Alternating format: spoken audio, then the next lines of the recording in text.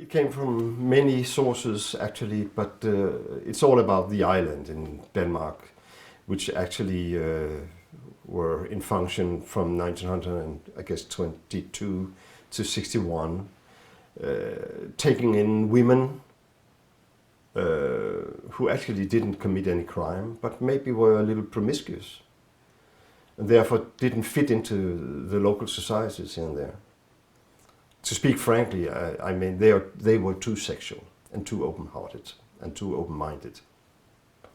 And having sex with the wrong persons in local societies, like, I mean, the judge's son or whatever, meant that they were enemies. And they were called the bad blood and brought as dumb as they thought they were into institution in Breininge in the southern part of Jutland in Denmark.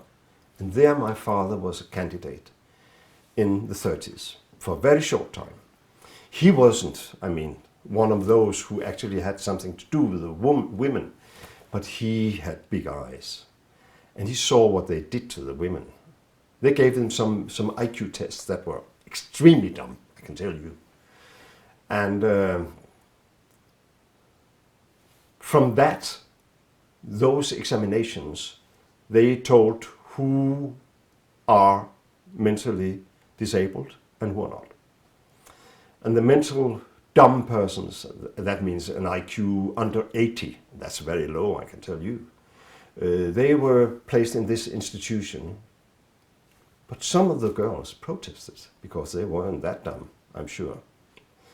Maybe they had some of the, ADHD or whatever, Asperger or Tourette syndrome, or I don't know. Some of them were seen from this point of view in 2014.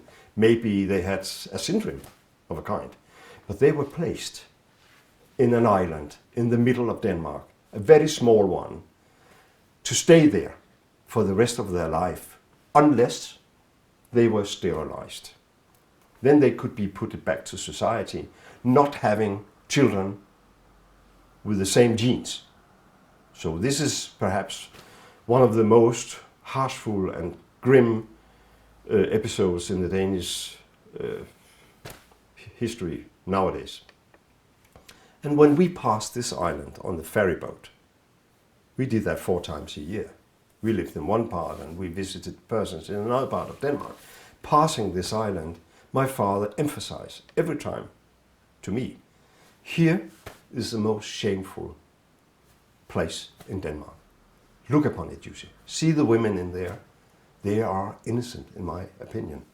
And I'm so ashamed that my colleagues misuse their power to put in persons for social reasons for the rest of their life without sentence and now not knowing whenever they can come away from that. So I made this story as a tribute to my father. And I made this story as a tribute to the women still living who actually were there. In the 70s, 80s, even the 90s of age, they're still living, some of them. It was my purpose to give them some compensation. If not in money, then, I mean, in the knowledge of their faith, passing it on. And it's very well known now these days, the island in Denmark, because of this Journal 64 Dossier. So this was one reason. Another reason was, of course, that we have some tendencies in Denmark where we are also misusing our power against immigrants and whatever is different from the normal standards. So I'm inventing a special political party in that story who's actually going for that. And it's also a story about revenge, because we are following one woman who was placed in the island, and we are following later on when she came away sterilized in 1961 until the recent days. So we follow her. Nete, she is called. I can tell you this is a story